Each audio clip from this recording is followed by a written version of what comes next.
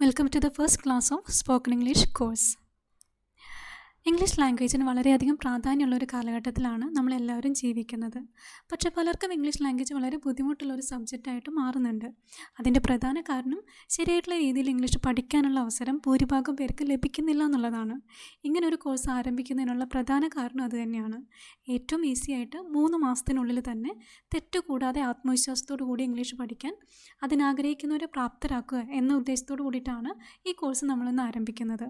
English language ടഫായിട്ട് പലർക്കും തോന്നാൻ കാരണം ഈ ലാംഗ്വേജിൻ്റെ ബേസിക് എലമെൻസിനെ കുറിച്ച് വ്യക്തമായിട്ടുള്ളൊരു ധാരണയില്ലാത്തതാണ്. അങ്ങനെ അറിഞ്ഞിരിക്കേണ്ട ബേസിക് എലമെൻറ്റ്സ് ആണ് സബ്ജക്റ്റ് ആൻഡ് വേർബ്. അത് തന്നെയാണ് നമ്മൾ ഇന്നത്തെ ക്ലാസ്സിൽ ഡിസ്കസ് ചെയ്യാൻ പോകുന്നത്. ഏത് ലാംഗ്വേജ് പഠിക്കുമ്പോഴും 2 കാര്യങ്ങളാണ് നമുക്ക് അറിഞ്ഞിരിക്കേണ്ടത്. ഒന്ന്, ആ ലാംഗ്വേജിലെ വൊക്കാബുലറി. വേർഡ്സ് അല്ലെങ്കിൽ വാക്കുകളെയാണ് വൊക്കാബുലറി എന്ന് പറയുന്നത്. 2, എങ്ങനെ ആ വാക്കുകൾ ജോയിൻ ചെയ്ത് ഒരു മീനിങ് സെൻറ്റൻസ് ആക്കി മാറ്റാം.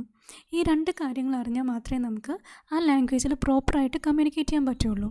ഈ കോഴ്സിൽ നമ്മൾ ഫോക്കസ് ചെയ്യാൻ പോകുന്നതും 2ാമത്തെ ഭാഗമാണ്, how to join the words into a sentence. ഇവിടെ ഒരു 10th സ്റ്റാൻഡേർഡ് വരെ പഠിച്ചിട്ടുള്ള കുട്ടിയാണെങ്കിൽ കൂടി ഡെയിലി ലൈഫിൽ യൂസ് ചെയ്യേണ്ട അല്ലെങ്കിൽ കമ്മ്യൂണിക്കേറ്റ് ചെയ്യാൻ ആവശ്യമായിട്ടുള്ള വേർഡ്സ് അവർ തീർച്ചയായിട്ടും പഠിച്ചിട്ടുണ്ടായിരിക്കും. പക്ഷേ ആ വാക്കുകൾ ശരിയായിട്ടുള്ള രീതിയിൽ ജോയിൻ ചെയ്ത് സെൻറ്റൻസ് ആക്കി മാറ്റാൻ അറിയാത്തതുകൊണ്ടാണ് അവർക്ക് പലപ്പോഴും ലാംഗ്വേജ് ബുദ്ധിമുട്ടായിട്ട് തോന്നുന്നത്. ഇന്നത്തെ ക്ലാസ്സിൽ നമ്മൾ ഫോക്കസ് ചെയ്യാൻ പോകുന്നത് ഇംഗ്ലീഷിലെ ബേസിക് എലമെൻറ്റ്സ് ആയിട്ടുള്ള സബ്ജക്റ്റ് ആൻഡ് വേർബിനെ പറ്റിയിട്ടാണ്. ഇത് പലർക്കും അറിയുന്ന കാര്യം തന്നെയായിരിക്കും. പക്ഷേ ഇങ്ങനെയുള്ള ചെറിയ ചെറിയ കാര്യങ്ങളെക്കുറിച്ച് വ്യക്തമായിട്ട് മനസ്സിലാക്കാത്തതുകൊണ്ടാണ് ഇംഗ്ലീഷ് പഠിക്കുക എന്ന് പറയുന്നത് ഒരു ഹിമാലയൻ ടാസ്ക്കായിട്ട് മാറുന്നത്. അപ്പോൾ നമുക്ക് ഇവിടെ കൊടുത്തിരിക്കുന്ന എക്സാമ്പിൾസ് നോക്കാം. God bless you, they play chess, he sings well. അപ്പോൾ ഇതിലെല്ലാം ഈ സെൻറ്റൻസുകളിൽ ഗോഡ്, ദേ, ഹീ ഇവയൊക്കെയാണ് സബ്ജക്റ്റായിട്ട് വരുന്നത്. അതായത് ഒരു പ്രവൃത്തി ചെയ്യുന്നത് ആരാണോ അല്ലെങ്കിൽ എന്താണോ അതിനെയാണ് സബ്ജക്റ്റ് എന്ന് വിളിക്കുന്നത്. ആ പ്രവൃത്തിനെയാണ് വേർബ് എന്ന് പറയുന്നത്. ഇവിടെ നോക്കിക്കഴിഞ്ഞാൽ അറിയാൻ പറ്റും പ്ലസ്, പ്ലേ, സിങ് ഇതൊക്കെയാണ് വേർബായിട്ട് വരുന്നത്. പക്ഷേ 4th സെൻറ്റൻസിൽ വരുമ്പോഴത്തേക്കും മധു ഈസ് എ ഡോക്ടർ അല്ലെങ്കിൽ 5th sentence it was A good day. ഇതിൽ മധു ആൻഡ് ഇറ്റ് ഇത് രണ്ടുമാണ് സബ്ജക്റ്റായിട്ട് വരുന്നത്. പക്ഷേ ഈസ് അല്ലെങ്കിൽ വാസ് എന്ന് പറയുന്ന പ്രവൃത്തിനെ സൂചിപ്പിക്കുന്ന വാക്കുകളല്ല. എന്നിട്ടും അതിന് വേർബ് തന്നെയാണ് വിളിക്കുന്നത്. അപ്പോൾ ഇവിടെയാണ് നമ്മൾ വേർബിനെ കുറിച്ച് കുറച്ചുകൂടെ നന്നായിട്ട് മനസ്സിലാക്കാൻ പോകുന്നത്. പ്രവൃത്തിനെ സൂചിപ്പിക്കുന്ന വാക്കുകൾ മാത്രമല്ല verbs, there are 2 types of verbs. അവസ്ഥേനെ സൂചിപ്പിക്കുന്ന അല്ലെങ്കിൽ സ്റ്റേറ്റ് ഓഫ് ബീയിങ്ങിനെ സൂചിപ്പിക്കുന്ന വാക്കുകളും വേർബ് തന്നെയാണ്. അപ്പം അങ്ങനെയുള്ള വാക്കുകളാണ് is, am, are, was, were. അപ്പോൾ ഈ സ്റ്റേറ്റ് ഓഫ് ബീയിങ് അല്ലെങ്കിൽ അവസ്ഥേനെ സൂചിപ്പിക്കുന്ന വേർബ്സിനെ കുറിച്ച് നമ്മൾ പിന്നീടുള്ള ക്ലാസ്സുകളിൽ പറയും. ഇപ്പോൾ നമ്മൾ ഫോക്കസ് ചെയ്യാൻ പോകുന്നത് പ്രവൃത്തിനെ സൂചിപ്പിക്കുന്ന വേർബ്സിനെ കുറിച്ചിട്ടാണ്. വേർബിന് 3 ഫോംസ് ആണുള്ളത്. V1, V2, V3. Present, past, past participle. അതിനെക്കുറിച്ച് അങ്ങനെ ഡീറ്റെയിൽഡ് ആയിട്ട് അറിയണ്ട. V1, V2, V3 തന്നെ അറിഞ്ഞിരുന്നാൽ മതി. Go, went, gone, try, tried, tried, say, said, said. അപ്പോൾ ഇതെല്ലാം നമ്മൾ ചെറിയ ക്ലാസ്സുകളിൽ പഠിച്ചിട്ടുള്ളതാണ്. പക്ഷേ എഗെയിൻ ഇങ്ങനെയുള്ള ചെറിയ ചെറിയ കാര്യങ്ങൾ പഠിച്ചാൽ മാത്രമേ നമുക്ക് വളരെ ഇഫക്റ്റീവായിട്ടും നല്ല രീതിയിലും കമ്മ്യൂണിക്കേറ്റ് ചെയ്യാനായിട്ട് പറ്റുള്ളൂ. അപ്പോൾ ഇതുപോലെയുള്ള റെഗുലറായിട്ട് നമ്മൾ യൂസ് ചെയ്യുന്ന വാക്കുകളുടെ 2nd ഫോമും 3rd ഫോമും ഒക്കെ എല്ലാവർക്കും അറിയുന്നത് തന്നെയായിരിക്കും. പക്ഷേ ഈ ഒരു 2 വാക്കുകൾ, അതായത് ഹാവ് അല്ലെങ്കിൽ ഡു, ഇത് നമുക്ക് ഇംഗ്ലീഷ് ലാംഗ്വേജ് പഠിക്കാൻ അത്യാവശ്യമാണ്. ഇതിൻ്റെ 2nd ഫോമും 3rd ഫോമും അറിയില്ലെങ്കിൽ നോട്ട് ചെയ്ത് വയ്ക്കുക. ഹാസ് അല്ലെങ്കിൽ ഹാവിൻ്റെ 2nd ഫോം ഹാഡാണ്, 3rd ഫോമും ഹാഡാണ്. ഡു അല്ലെങ്കിൽ ഡസിൻ്റെ 2nd ഫോം ഡിഡും 3rd ഫോം ഡണ്ണും ആണ്. അപ്പോൾ ഇത് നമുക്ക് അറിഞ്ഞിരിക്കേണ്ട 2 കാര്യങ്ങളാണ്. കാരണം ഇതാണ് നമുക്ക് സെൻറ്റൻസ് ക്രിയേറ്റ് ചെയ്യാനായിട്ട് ഏറ്റവും ആവശ്യം വരുന്നത്. ഓക്കെ, ഇനി എങ്ങനെ ഇംഗ്ലീഷ് ലാംഗ്വേജ് ഇമ്പ്രൂവ് ചെയ്യാം എന്നുള്ളതിനെക്കുറിച്ച് കുറച്ച് 3-4 ടിപ്സാണ് പറയുന്നത്. Write diary in English continuously for 90 days. 90 days continuously നമ്മൾ ഇംഗ്ലീഷ് ലാംഗ്വേജിൽ ഡയറി എഴുതുക. അന്ന് നടന്ന കാര്യങ്ങളോ അങ്ങനെ whatever comes your mind അത് ഇംഗ്ലീഷ് ലാംഗ്വേജിൽ എഴുതുക.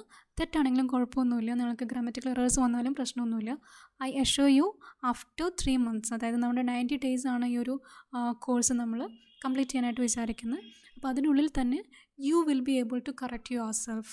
എന്തൊക്കെ ഗ്രാമറ്റിക്കൽ എറേഴ്സ് ഉണ്ടോ അതെല്ലാം നിങ്ങൾക്ക് തന്നെ അത് കറക്റ്റ് ചെയ്യാനായിട്ട് പറ്റും. അപ്പോൾ മുടങ്ങാതെ എല്ലാ ദിവസവും 90 days കണ്ടിന്യൂസ്ലി ഡയറി എഴുതുക. 2ാമത്തെ കാര്യം എന്ന് പറഞ്ഞിട്ടുണ്ടെങ്കിൽ തിങ്ക് ഇൻ ഇംഗ്ലീഷ്. നമ്മൾ ഏറ്റവും കൂടുതൽ സംസാരിക്കുന്നത്, മറ്റുള്ളവരെക്കാളും കൂടുതൽ സംസാരിക്കുന്നത് നമ്മുടെ അടുത്ത് തന്നെയായിരിക്കും. അപ്പോൾ ആ സംസാരിക്കുന്ന കാര്യങ്ങൾ അല്ലെങ്കിൽ നമ്മൾ ചിന്തിക്കുന്ന കാര്യങ്ങൾ ഇംഗ്ലീഷിൽ ചിന്തിക്കാനായിട്ട് ശ്രമിക്കുക. അപ്പോൾ അത് വളരെ ഇഫക്റ്റീവായിട്ടുള്ളൊരു മെത്തേഡാണ്. നമ്മളങ്ങനെ ഫസ്റ്റൊക്കെ കുറച്ച് ബുദ്ധിമുട്ടുണ്ടെങ്കിലും അങ്ങനെ ഒരു ശീലമാക്കി കഴിഞ്ഞിട്ടുണ്ടെങ്കിൽ ഡെഫിനറ്റ്ലി അത് ഏറ്റവും നന്നായിട്ട് ഇംഗ്ലീഷ് ഇമ്പ്രൂവ് ചെയ്യാനുള്ള ഒരു ടിപ്പും കൂടിയാണ്. 3ാമത്തെ മെത്തേഡ് എന്ന് പറയുന്നത് find English words for things you find in your surroundings. അപ്പോൾ നമ്മൾ പലപ്പോഴും ട്രാവൽ ചെയ്യുന്ന ആളുകളാണ്. ഈവൻ വീട്ടിലാണെങ്കിൽ കൂടി നമ്മുടെ ചുറ്റുമുള്ള വസ്തുക്കളും അതുപോലെ നമ്മൾ പറയുന്ന ആശയങ്ങളൊക്കെ ഇംഗ്ലീഷിലേക്ക് ട്രാൻസ്ലേറ്റ് ചെയ്ത് നോക്കാം. ആ വാക്കുകൾ നമുക്ക് കിട്ടുന്നുണ്ടോ, അല്ലെങ്കിൽ ഡെയിലി നമ്മൾ കമ്മ്യൂണിക്കേറ്റ് ചെയ്യുന്ന വാക്കുകൾ ഏതെങ്കിലും നമുക്ക് കിട്ടാത്തുണ്ടെന്നുണ്ടെങ്കിൽ അത് പെട്ടെന്ന് കണ്ടുപിടിച്ച് അത് പഠിക്കാൻ നോക്കാം. അപ്പോൾ നമ്മുടെ സറൗണ്ടിങ്സിൽ ഉള്ള കാര്യങ്ങൾ വ്യക്തമായിട്ട് പറയാൻ കഴിഞ്ഞാൽ മാത്രമേ നമുക്ക് കമ്മ്യൂണിക്കേഷൻ ശരിയായിട്ട് വരുള്ളൂ. അപ്പോൾ അതിന് വേണ്ടിയിട്ടാണ് find English words for things you find in your surroundings. Fourth method എന്ന് പറയുന്നത് വാച്ച് ഇംഗ്ലീഷ് പ്രോഗ്രാംസ്. ഇതെല്ലാവരും പറയുന്നത് തന്നെയാണ്. അപ്പോൾ അത് ഏത് പ്രോഗ്രാം വേണമെങ്കിൽ നിങ്ങൾക്ക് വാച്ച് ചെയ്യാം. വെബ് സീരീസ് ആയിരിക്കാം, ഇംഗ്ലീഷ് മൂവീസ് ആയിരിക്കാം, അല്ലെങ്കിൽ ന്യൂസ് ആയിരിക്കാം, വാട്ട് എവർ ഇറ്റ് ഈസ്, ആ ഒരു ലാംഗ്വേജ് ആയിട്ടൊരു ടച്ച് ഉണ്ടായിരിക്കണം, അത്രയേ ഉള്ളൂ. അപ്പോൾ ഇത്രയും കാര്യങ്ങൾ ഈ ഒരു കോഴ്സ് നിങ്ങൾ ലിസൺ ചെയ്യുന്നതിന് കൂടെ തന്നെ ചെയ്യാനായിട്ട് ശ്രമിക്കുക. അപ്പോൾ ഡെഫിനറ്റ്ലി ഒരു നല്ലൊരു ഇമ്പ്രൂവ്മെൻറ്റ് ലാംഗ്വേജിലുണ്ടായിരിക്കും. അപ്പോൾ നമ്മളിന്ന് ക്ലാസ്സിൽ പറഞ്ഞ കാര്യങ്ങൾ ഒന്നുകൂടെ ഒന്ന് റിഫ്രഷ് ചെയ്യാണ്. കുറച്ച് കാര്യങ്ങൾ മാത്രമാണ് പറഞ്ഞത്, എല്ലാവർക്കും അറിയുന്ന കാര്യങ്ങളും കൂടെയാണ്. പക്ഷേ ഇതറിഞ്ഞാൽ മാത്രമേ നമുക്ക് ഇനിയുള്ള ക്ലാസ്സുകളിൽ കുറച്ചുകൂടി ഈസി ആയിട്ട് മനസ്സിലാക്കാനായിട്ട് പറ്റുള്ളൂ. അപ്പോൾ ആദ്യം പറഞ്ഞത് സബ്ജക്റ്റ് ആൻഡ് വേർബാണ്. പ്രവൃത്തി ചെയ്യുന്നവരെയാണ് സബ്ജക്റ്റ് എന്ന് പറയുന്നത്, പ്രവൃത്തിനെയാണ് വേർബ് എന്ന് പറയുന്നത്. പിന്നെ പ്രവൃത്തി മാത്രമല്ല, അവസ്ഥയെ സൂചിപ്പിക്കുന്ന വാക്കുകളും വേർബാണെന്ന് പറഞ്ഞു. 3 ഫോംസ് ഓഫ് വേർബ്സ് ഉണ്ടെന്ന് പറഞ്ഞു, V1, V2, V3. ഇത് ഇമ്പോർട്ടൻ്റ് ആണ്. ഇതറിഞ്ഞാൽ മാത്രമേ നമുക്ക് തെറ്റില്ലാതെ ഇംഗ്ലീഷ് സംസാരിക്കാൻ പറ്റുള്ളൂ. അപ്പോൾ ഈ 3 ഫോംസ് ഓഫ് വേർബ്സ്, നമ്മൾ സാധാരണ യൂസ് ചെയ്യുന്ന വാക്കുകളുടെ 3 ഫോംസ് അറിയില്ല എന്നുണ്ടെങ്കിൽ ഗൂഗിളിലൊന്ന് സെർച്ച് ചെയ്താൽ മതി. 3 forms of verbs, commonly use ചെയ്യുന്ന വേർബ്സിൻ്റെ 3 ഫോംസ് ഒന്ന് സെർച്ച് ചെയ്ത് കഴിഞ്ഞിട്ടുണ്ടെങ്കിൽ നമുക്ക് അതിൻ്റെ ലിസ്റ്റ് കിട്ടും. ഓക്കെ. ദെൻ ഫോർത്ത് നമ്മൾ പഠിച്ചത് ഡു അല്ലെങ്കിൽ ഹാവിൻ്റെ സെക്കൻഡ് ഫോമും തേർഡ് ഫോമാണ്. ഡു അല്ലെങ്കിൽ ഡസിൻ്റെ സെക്കൻഡ് ഫോം ഡിഡും തേർഡ് ഫോം ഡണ്ണും ആണ്.